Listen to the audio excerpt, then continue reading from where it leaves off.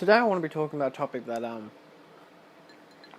don't really have ever talked about, but it's always been something that's interesting to me as a Australian purchaser of physical media, where you get different avenues of how these physical medias are presented in casings. So I'm just going to take a look at the kind of wide ranges of different styles of Blu-ray cases that I own, and I guess rank them, but not really. I'm just going to say which ones I prefer the most and which ones I don't. So these will mostly be acrylic cases, or I think they're called jewel cases. I don't know the specific names for them, so I apologize about the technicalities on that approach. But then there's like Digibooks and there's Steelbooks and whatnot. So let's just get into it. Yeah. So first up, we have the basic variation of the acrylic case. Acrylic is just clear plastic, so, I don't know what jewel cases are. I don't know if that's a specific one. I think that's what a lot of people refer to them as, jewel cases. Anyway, this is pretty much your basic variation, at least for UK and Australian standards. It is thick enough, it's like a centimetre across. I like to dichotomy it because it's pretty much the width of the tip of my finger, which is usually convenient if I want to figure out when I'm arranging my shelf what the space is between the discs. If I just happen to have I've ordered this one, it should be coming in next week, so I'll just keep an extra spot open so that'll tally it, or I just put in a spare one, calculate it by that, and then take that spare one out. Both work, realistically. But this is practically the same size of a standard DVD case. I think it's just a little bit thicker, but they're pretty much the same width, which is fine. It keeps it to a same decibel. Obviously, it's smaller, it's probably cheaper to produce. You arguably get lesser artwork if we're going to compare the two, but then you've got a lot more space here for special edition and extra bullshit on the bottom. So of course, DVDs kind of have the landscape of, we have obviously a lot more room for artwork, so we're going to utilize that. There is of course a standard a Blu-ray case that I'll get to which contrasts that. But this is pretty much the basic Australian one, which is fine. It opens up, it has extra sometimes little doobie lacquers in the middle, so you can add an extra disc slot. And that's just pretty much as far as it gets. Whether they include extra artwork on the sleeve, it doesn't really matter, but in terms of the regular casing, it also has little prongs for ads or booklets or whatever, so they're usually the standard and best ones on the standard market. That is, as long as they have the clicker in the middle and the extra slot for paperwork and whatever. That's the best of the standard edition, because there are some that are just completely flat. I think there's one that I have. Okay, this is basically the same, but it just feels it feels thicker. It doesn't have the Blu-ray logo on the top, which is another thing. This has a Blu-ray logo, which you can see there, and this one doesn't. And this one, when you open it up, it doesn't have anything in the middle, just a strong piece of plastic, but it does have little clips on the side, so that's also, I think, slightly thinner. No, I think they're the same. It just feels thinner. I think it feels thicker, actually. Yeah. It's got a little more weight to it, whereas this one doesn't. What the hell is wrong with these cases? But within the same pathway of those blue ones, which are the original versions if you're in the UK and Australia, you get these alternate versions. This is exactly the same, except it's red. It has the Blu-ray logo, it has the clickers in the middle, and it has the ones on the side. It's literally identical, it's just red, because they wanted to make it red because of Sin City, which is weird because the first film's blue. Then of course you've got your 4K alternative, which is kind of a different case, because again you compare it to something like this, which is the standard Arrow Video, which is clear acrylic, not blue. Same has the Blu-ray logo, same insides. It's literally the exact same model, it's just a different color, same as the red one. I know you can probably hear me throwing them to the couch, but they're plastic. Calm down. was the Steelbook, it would be a different fucking question. But then, of course, you've got, as I was saying, the 4K, which is slightly different in and of itself. Again, it's not clear, it's not acrylic, and it has the 4K UHD in a shiny kind of metallic, which is fingerprint magnet as well. But the rest of it, in terms of on the inside, has the exact same. You've got the slot for the digital code, which expired 2 years ago. But you've also got the slot for the extra disc, which is pretty cool. You know, like, I like when they include that. Obviously, this is a 2-disc set, so it has to include it. But there are some cases, of course, that will have a disc on the left-hand side and a disc on the right-hand side. Okay, this is a good alternate variation. The Justice League has 4 discs, so it has a disc on the left, 2 discs in the middle, and a disc on the right. So now that's how you utilize space. And it still has an extra slot just for the paperwork if it came with a digital code, for example. Then, of course, you get to the American version. I technically have 2 variations of this. They're basically just slimmer. So this is my Escape from New York Scream Factory release, which is, of course, quite slim. In contrast to the regular Blu-ray casing, it's not exactly half. It's not half the size. It's probably it's just less than half, which you can't really see. It's really hard to bloody mirror this shit up, you know. But in fairness, it's thinner, and that much is obvious. But it's not half as much, so it's not like you're giving 2 extra spots for a extra Blu-ray case or anything. But I actually have 2 variations, because one is a thinner, kind of weaker plastic, and one's a bit stronger. One being, again, the Scream Factory release, which came in water damaged and everything. It always feels a bit flimsier too. These ones come with the 2 discs on the side, nothing in the middle, because they don't have space for anything in the middle. So that's already a huge... Well, that's kind of sucky. You know, what if you get an extra disc and you want to put that in? Well, now you can't. Also, it has protective walls against these, which is really bizarre. I've never seen that before, and I think that's probably to a disservice. Of course, this one has come in damaged, as you can see here. These ones are a hell of a lot more prone to damage, but they're really all prone to damage, you know. This one just had a bad necessity of actually getting properly fucked. But in contrast, I don't really like these cases as much. They're not bad. Of course, if you want to go for more space, then yeah, fuck yeah, these ones are brilliant. But I don't think there's much contrast with the Australian version of it. Yeah, this one just doesn't come with an extra disc slot, and yeah, it's just that. So this one feels tougher though, which is nice. Obviously, you'd want your disc plastic to be as, you know, hard as you want.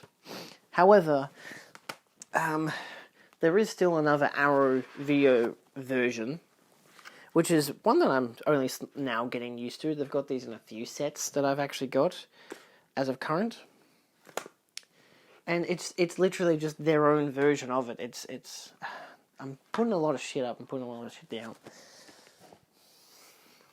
I have to talk when I'm moving all about. So this is the exact same, except it's just a clear acrylic plastic. I'd say it's easily identical to the Halloween 3 version. It has the more thicker, edges and everything. It's more square-shaped, which I prefer more, has more of a solid look. I've never really liked the curved look of regular Blu-ray cases. It's always I get it, because to put your finger against that to try and grab it out would be a bit annoying.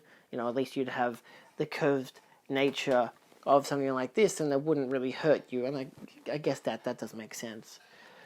Still, there are some cases that I have which are solidly square, which I think I prefer the look of it more, but not the feel of it more, you know? It feels sturdier and nicer, but yeah, it's I'm trying to find one that's a good example of a completely square one. Oh, yeah. Book Thief is. That's completely hard square, as you can see there.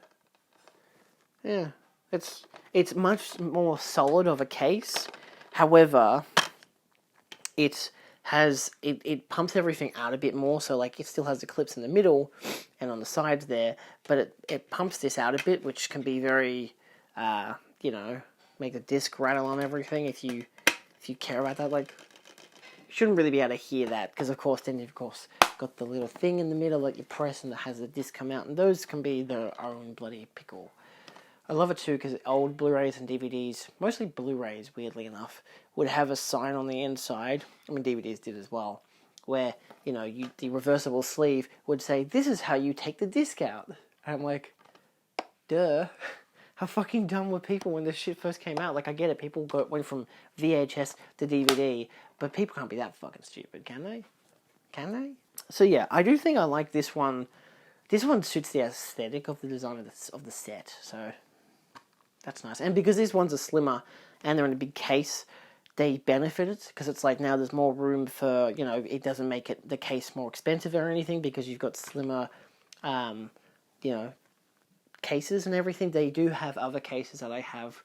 One of my sets, which is like 6 Gothic Tales, is 3 standard cases, but they've got reversible artwork because it's 2 different films on one disc, which is cool. So it has 2 films in every case, but again, reversible artwork. So if you prefer one film over the other, you can reverse the artwork around and stuff like that. So it's pretty cool. Next up, we have most people's favorite. At least this is the one that I think is probably my favorite because it gives more room for artwork and everything. And this is the jewel case that's presented by Criterion. These are what most standard Criterions come in, and it's just, you know, thin around the borders, more room for artwork, easy, looks nice, harder to replace because there are a lot lesser of these available. The other ones you can find spares so easily or swap them around. So if I have a film I don't like versus a film I do like, and the film I do like is damaged, then I can just replace, like, put the artwork sleeve into the other one, into the better case and whatever.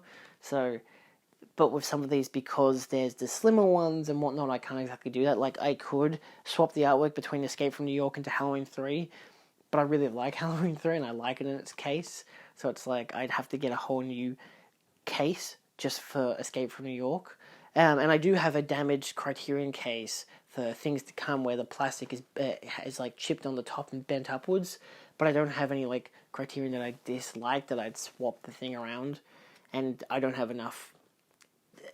Like I'm pretty sure you could buy them on eBay, but it's like in packs of 10 and shit, and like I don't have any other films that are in this kind of a layout to bother swapping over. So of course Criterion is different. They don't advertise Blu-ray logo and stuff like that.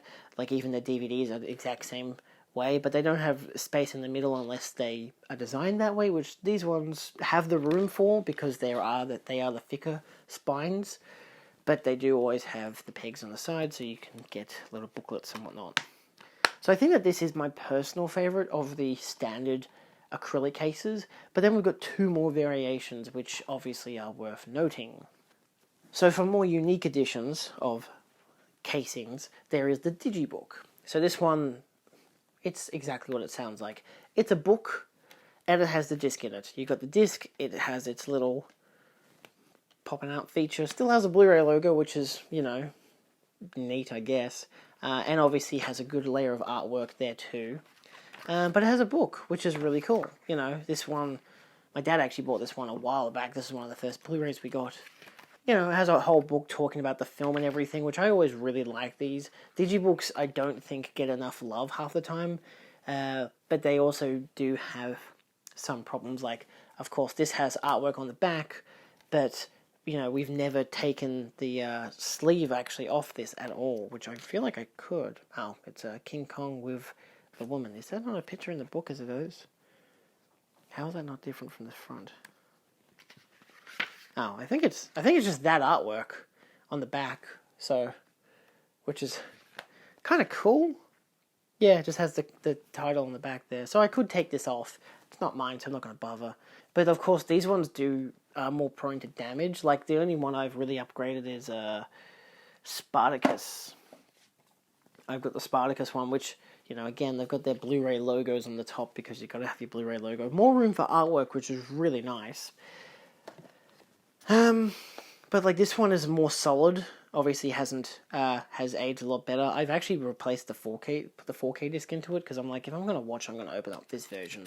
Has a really solid book. Has it the complete other way around, which is unique. Obviously, I think the artwork spanning around the outside and the back is not exactly fantastic in contrast to how well they've utilized artwork on here, but we're not looking at artwork, we're looking at design. So digibooks are quite nice. There is obviously the alternate versions of a digibook, because I don't really want to refer to slipcovers as well, because there are slipcover variants of stuff as well, but as long as it still has an acrylic case in there, it doesn't really matter to me. Like, I don't think it's worth mentioning. It's just got a cover that slips on top, like this. But this is, of course, a actual proper, again, digibook with another sleeve where it's just another booklet, but it just has booklet in different variations because it's Criterion. So it's got a bit more prestige to it. You know, you open up, there's your disc, there's your little casing with your booklet, then you slide this digibook, digipack. I think these ones are digipacks rather than digibooks. Into the sleeve right there. The only fault with these ones is because it's all made of cardboard, this shit squashes really easily. Like, it came in with, like, damage along the side and the back and everything. Like, it's squashed all over the fucking place. So, that's kind of, in its own right, that kind of sucks. But, yeah. But last but not least, of course, you have to reference it because I've made so many goddamn videos about them. The Steelbook. This one is probably most people's favorite. This is my favorite, but also my least favorite at the same time. Like, the standard edition is fine. You got reversible sleeve artwork half the time, which is nice, you know, especially if it's Arrow Video or whatever. Criterion's casings are really nice, but rare enough to get in Australia, so actually they're almost impossible to get in Australia, I don't think. I've never seen them in stores before, so the Steelbook obviously is solid artwork based. That's the point of it. It obviously is a metal pack. It's not a metal pack, which is a whole different branding thing. That's also another thing. I don't have any metal packs, so I can't shut that off. Metal packs, for those who don't know, it's the same as a Steelbook, except the spine gets covered up when you open it like this, so it has like a wheel in the middle, which can really detract from it. They usually have really great artwork, but, you know. But yeah, this is the same deal. Sometimes you'll have a thing in the middle if there's several discs, like my Alita Battle Angel one has a slot in the middle where you've got extra disc slot, but it's basically the same on the inside. You know, you've got your 2 discs, you've got your J card, you've got your little fold out things, got good artwork. So they really utilize everything that they can in a Steelbook, which is nice, you know. This is where they get more complicated because then they've got like different finishes, but again, that's just an artwork thing. Like, oh, is it debossed? Is it embossed? Is it glossy? Has it got spot gloss? Is it matte finish? Is it stuff like that? You know, there's all those different elements to it, or it's like you could just buy a standard Blu-ray for cheaper. It's all limited edition, so there's always that. But yeah, as an overall, there is clearly a lot of different variations of cases. And, I mean, even for someone like myself, you get to a point where you've got so many variations that your whole entire shelf is just a fucking mess. Like, there's slipcover variations, there's digibooks, and a lot of them are digibooks that are always the weirder ones, like something like Shazam. Like, this digibook is exceptionally thick. It's got a lenticular cover as well. And it's got this whole entire, like, 30-page book. Plus, it's got 2 discs as well. So, yeah. It's still pretty neat. I really did not need to get this version, but I did. But, you know. So, yeah. I don't know. I thought it would be interesting enough to kind of be referencing and like analyzing the different styles. I don't really know what most people prefer. Like, if you buy Criterions, like, those cases are so kind of unique in their design that it makes them seem cooler. But I don't think anyone else uses those design cases. I think they're specifically a Criterion thing, which is really interesting. At least I only say that because I've never seen any other film use using that kind of case. The only other Criterion I've seen not using that kind of case outside of a Digibook is standard release variations, like the Curious Case and Benjamin Button got one that was a standard case. Again, that was a thinner case. But then Roma also got a standard Australian release case, despite having the Criterion artwork on it. It even had like the rated MA thing on it, which makes it look like shit. Like, I got the Digibook, which looks fantastic, but just the knowing that exact version existed as a standard release, but it was just the Criterion Master with a Criterion artwork, was just so weird. I wonder how weird that would be for people who did buy that not knowing what Criterion was. But then, I don't think usual people would buy that anyway, because unless they didn't want to pay import fees and whatever, because it's like, it's on Netflix. You don't need to buy the Criterion version. I did, because I really liked the film, and I really like Criterion and whatever, and the Digibook was really nice, so. But yeah, I've always found them fun. Like, again, I started with just regular standard Blu-ray cases, like, just like this, and then, you know, one of the first different ones I got was Sin City, and it was red, and I was like, that's so cool, it's red. And then, of course, 4Ks came out, I'm like, wow, now it's black. And then Arrow Video, and it's like, wow, look, it's clear. And then the American versions, and it was like, they're slim, but like the first one I got was Halloween 3, and it was slim, and I was like, what the fuck, why is it so slim? But because it was Halloween 3, I'm like, hey, shit, I should probably buy this because it's on Blu-ray. You can't get that anymore, it's out of print. So, yeah, I don't know. As an overall, it doesn't really matter how the case is displayed. It's up to you as a consumer as to how you want. I could buy a standard version of this film, or I could buy a Steelbook version. You know, it is what it is. Anyway, thanks for watching. If you've enjoyed this video, feel free to like, share, and subscribe for more. What do you think about these different kinds of cases? Like, because in different countries you get different size cases. Of course, America's are usually very slim, so as much as they also hate region coding, which I get it. I hate region coding too. I'm in a region B country. I can't get shit from the US, but I can because I've got a region free player because I'm not a moron. Just spend a bit more money and then you have to worry. You know, everyone's always like, why the fuck isn't it in region A as well? I don't know, because of fucking copyright shit, and usually it's legal fees, and there's so much stuff that goes into just making it available for a different region that sometimes you can't because there are different people who own the rights to that actual region code, because that's how fucking bullshit Blu-rays are. So that's why 4K is such a good format, because, you know, it's all goddamn regions, and it's also usually a better looking and sounding picture, usually. So, yeah, that's why I got Criterion on 4K, because I was like, oh, I don't want to get the Blu-ray, because I can get this 4K UHD, and it looks pretty good. So, yeah, look, it is what it is. At the end of the day, I just buy the films. Sometimes I give a shit what they're wrapped in, sometimes I don't, and that's just how it ends up, because, again, there's all these different versions. There's, obviously, on the top of the shelf, there's a lot of different bigger versions where, you know, in order to get one film, you have to get them in these special edition box sets and stuff, and then it just becomes absolute insanity. Like this one, for example, Millennium Actress. The only way I could get it, I mean, I don't think I could get any other way, was in this slipcase set. But even the case in itself comes with like a poster and a booklet, and then it comes with like a digipack, which has the 2 discs, one in 4K, one in Blu-ray. So it's like, did it need to be like this? I mean, it's bloody awesome. It looks really goddamn nice. But did it need to be like this? No. No, it didn't. But still, sometimes it's nice to just be able to appreciate how cool some of this shit is. Anyway, thank you so much for watching. If you've enjoyed this video, feel free to like, share, and subscribe for more. Don't know why I just moved to this side. I realized it was actually brighter on that side. I look white as hell. Anyway, thanks for watching. Which case is your favourite? Obviously, I didn't really rank them, but just personal preference. I like Steelbooks and I like the Criterion packs, but, you know, it is what it is. See you next time.